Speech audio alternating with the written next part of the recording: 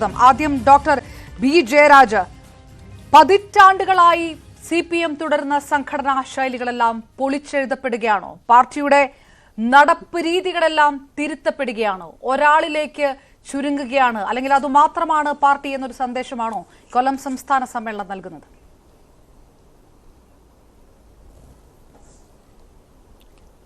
തീർച്ചയായും അല്ല. 38,000-ലധികം ബ്രാഞ്ച് സമ്മേളനങ്ങളും 2000 ശിഷ്ടം ലോക്കൽ സമ്മേളനങ്ങളും 200-ലധികം ഏരിയ സമ്മേളനങ്ങളും 14-ലധികം ജില്ലാ സമ്മേളനങ്ങളും നടത്തിയതിന് ശേഷമാണല്ലോ സംസ്ഥാന സമ്മേളനത്തിലേക്ക് എത്തിയത്.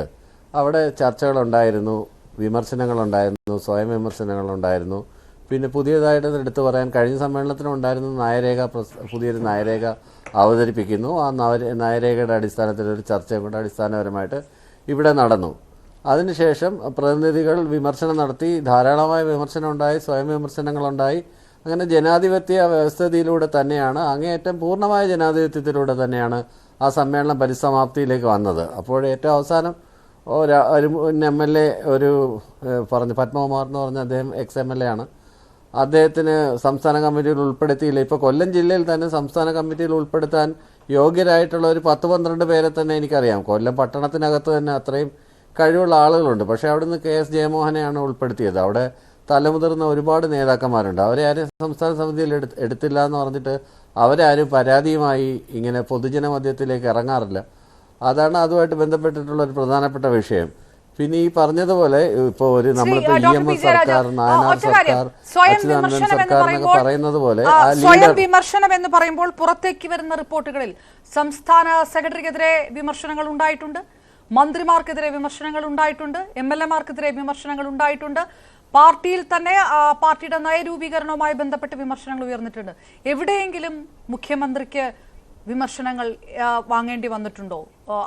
ഏതെങ്കിലും തരത്തിൽ അങ്ങനെ ഒരു അഭിപ്രായം ഈ സമ്മേളനത്തിൽ എവിടെയെങ്കിലും ഉയർന്നിരുന്നോ?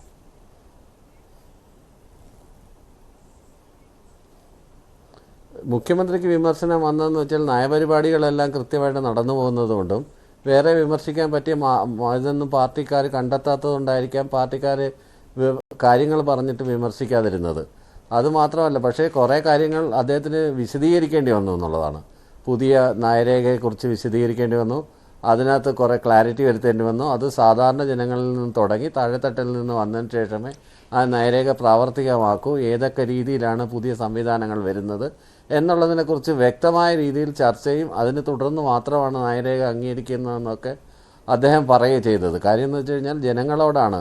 ഇന്നലെ MA ബേബി പറഞ്ഞ കണക്കോലെ ക്യാപ്റ്റൻ എന്ന് പറയുന്നത് ജനങ്ങൾ തന്നെയാണ്.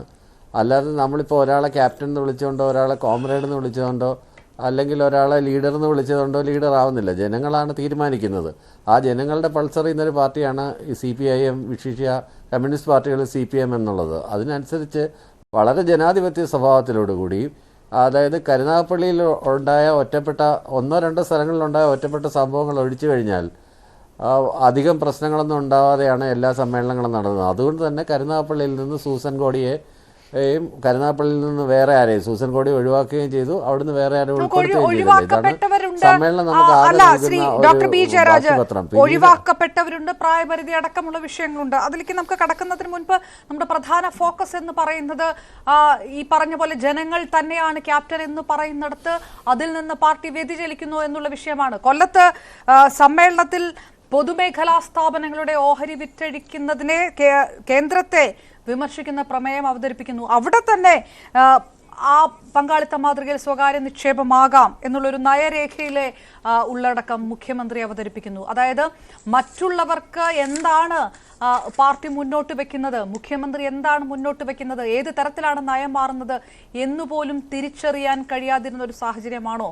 അതാണ് പാർട്ടിക്കകത്തുണ്ടാകുന്നത്. ഒരാൾ പറയുന്നു, മറ്റുള്ളവർ കേൾക്കുന്നു എന്ന് മാത്രമാണോ ഇനി മനസ്സിലാക്കേണ്ടത്?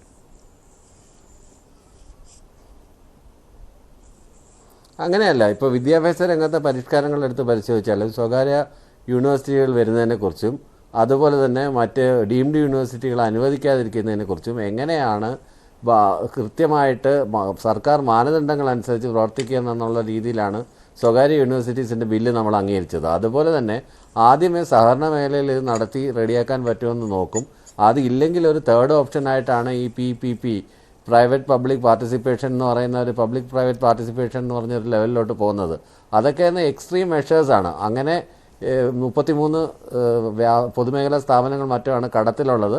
ഭയങ്കര കടമായിട്ട് ഒരു തരത്തിലും നമുക്കൊന്നും ചെയ്യാൻ പറ്റാത്ത കാര്യങ്ങളിൽ നമ്മളുടെ ടേംസ് ആൻഡ് കണ്ടീഷൻസ് വെച്ചിട്ട് മാത്രമാണ്.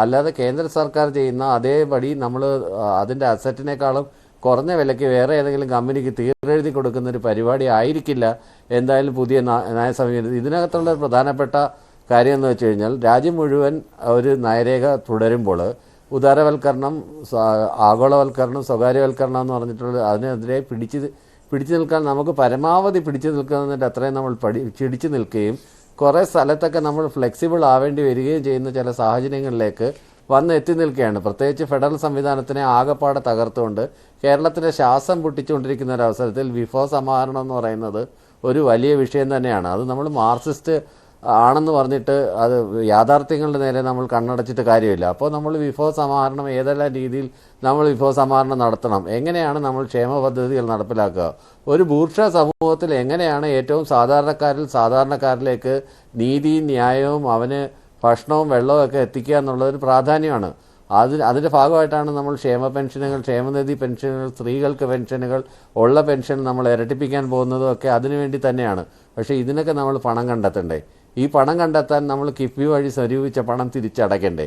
ഇതിൻ്റേതായ ചില രീതിയിൽ, അതായത് ഹയർ ക്ലാസ്, ഹൈലി സാലറീഡ് ആയിട്ടുള്ള ക്ലാസ്സുകൾക്ക് മാത്രമാണ് സെസ് അടക്കമുള്ള കാര്യങ്ങൾ ഏർപ്പെടുത്തുകയെന്നും യൂസേജ് ഫ്രീ എന്നുള്ള രീതിയിൽ ഒരു 50 വർഷത്തേക്കോ 60 വർഷത്തേക്കോ വളരെ നെഗ്ലിജിബിൾ ആയിട്ടുള്ളൊരു എമൗണ്ട് ചുമത്തുകയും അതേപോലെ തന്നെ സാധാരണക്കാരന് യാത്ര ചെയ്യാൻ വേണ്ടിയിട്ട് സർവീസ് റോഡുകളും മറ്റു കാര്യങ്ങളും സജ്ജമാക്കുമെന്നും ഒക്കെ തന്നെയാണ് അവതരിപ്പിച്ചിട്ടുള്ളത്. അതിൽ പൂർണ്ണമായിട്ടൊരു സ്വകാര്യ വൽക്കരണത്തിലുള്ള മാറ്റമല്ല.